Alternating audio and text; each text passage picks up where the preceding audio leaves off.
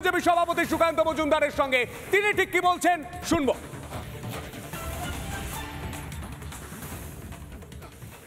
দেখুন, আমার মনে হয় ভয়েস স্যাম্পল নিয়ে এত টালবাহানার মানে অন্ততপক্ষে আমরা অ্যাজ এ লেম্যান হিসেবে বলতে পারি। আমরা তো তদন্তকারী সংস্থার মতো অত অভিজ্ঞ নই, কিন্তু অ্যাজ এ লেম্যান হিসেবে বলতে পারি নিশ্চয়ই ভয়েস স্যাম্পলের মধ্যে কোনো গুরুত্বপূর্ণ রহস্য লুকিয়ে আছে।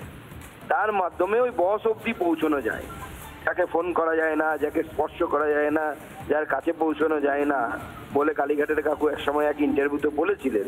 নিশ্চয়ই সেই বস অবধি পৌঁছানোর কোনো রাস্তা কাকুর ভোকাল কর্ডের মধ্যে দিয়ে আছে। কাকুর ভোকাল কর্ড এখন অপারেশন হয়ে গেল কিন্তু আমরা জানি না, কিন্তু যদি কাকুর ভোকাল কর্ড ইনট্যাক্ট থাকে এবং সুস্থ স্বাভাবিক থাকে তাহলে নিশ্চয়ই সেই রাস্তার সন্ধান তদন্তকারী সংস্থা পাবে।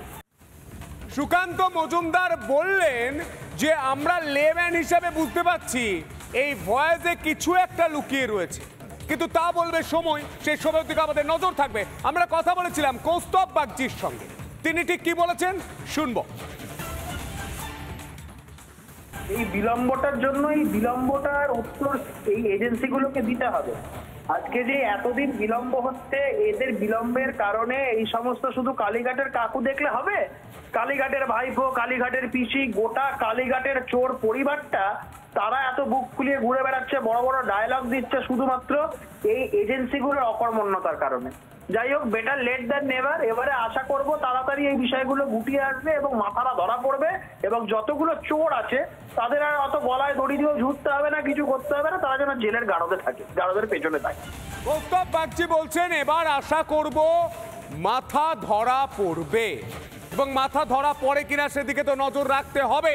আমরা সেই ছবি তুলে ধরবো, আমরা সেই খবর সবার আগে ব্রেক করব, কিন্তু আজকে যে ছবি আমরা লাগাতার সবার আগে দেখিয়ে চলেছি, ফার্স্ট অ্যান্ড এক্সক্লুসিভ, আমাদের প্রতিনিধিরা সেই ছবি তুলে ধরেছে, সেই ছবি দেখতে পাচ্ছে।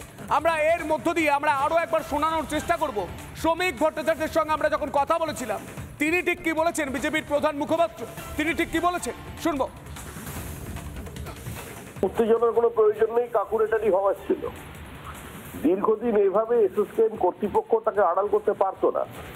পিঠে কোনো ছুরি মারতে হলো না, কাকুর মুখে ললিপপ দিয়েই আজকে কাকুকে নিয়ে যাওয়া হলো ইএসআই হসপিটালে, এবং কাকুর ওই মুখ থেকে নিঃসৃত অমৃত বাণীর মধ্যে দিয়ে আমার মনে হয় অনেক বড় তালার চাবি পাওয়া যাবে। এবং যারা এতদিন মনে করছিলেন যে বিরাট কিছু করে ফেলবেন, সমস্ত আড়াল করে যাবেন, সমস্ত রণহুঙ্কার ধীরে ধীরে সীমিত হয়ে আসবে। কারণ দীর্ঘদিন মানুষ এই আইনি দীর্ঘসূত্রিতা দেখতে দেখতে ক্লান্ত হয়ে গেছে। মানুষ আস্তে আস্তে হতাশ হয়ে পড়ছিল, একটা আশার আলো দেখতে পেয়েছে। কতদিন 2%, 5%, 15%, 25% এজেন্টের দেখবে মানুষ, কতদিন চুনো মাছের কাঁটা বেছে খাবে? মানুষ এখন বড় কাতলা চাইছে, পাকা কাতলা।